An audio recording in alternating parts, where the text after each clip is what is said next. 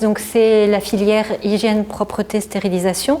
Donc les élèves en HPS, elles apprennent à faire des techniques de nettoyage, de bio-nettoyage et de stérilisation des dispositifs médicaux, c'est-à-dire l'entretien d'instruments qui viennent du bloc opératoire et qui sont ensuite nettoyés, conditionnés et réutilisés pour les opérations.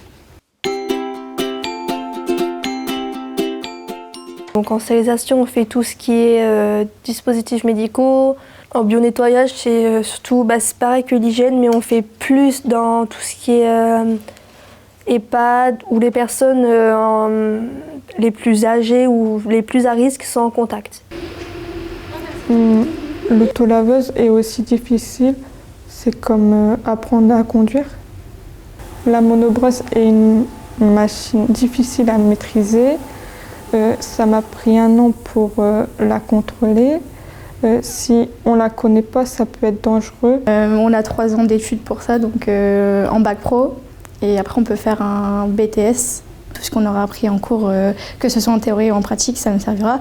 D'apprendre comment se servir de certaines machines ou d'apprendre comment on doit nettoyer certaines choses, c'est quand même plutôt intéressant. On a quand même une très bonne ambiance de classe et il n'y a pas de problème, il n'y a pas de soucis. Tous les professeurs sont sympas avec nous et c'est le principal. Je suis actuellement étudiant en terminale BTS MSE, donc métier service de l'environnement. Le but donc de cette formation, c'est de faire de la réglementation industrielle et des réglementations dans le domaine de l'environnement, que ce soit eau potable ou maintenance. Avant, j'étais dans une formation qui était hygiène, propreté et stérilisation, qui a duré 3 ans. Donc on peut travailler donc dans des EHPAD, hôpitaux, maisons de retraite. Les compétences que j'ai pu acquérir au lycée, j'ai pu les approfondir sur le lieu de stage.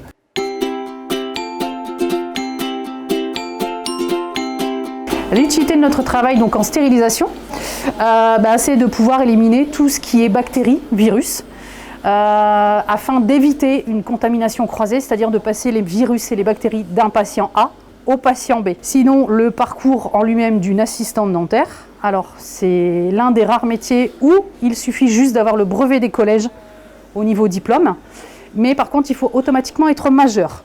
Le fait d'avoir le bac, c'est toujours un plus. Il faut savoir qu'une assistante dentaire ne fait pas que de la stérilisation, elle fait également du secrétariat, elle fait également de l'assistance au fauteuil, de la préparation de matériel. Donc la particularité d'une assistante, c'est de pouvoir être multitâche.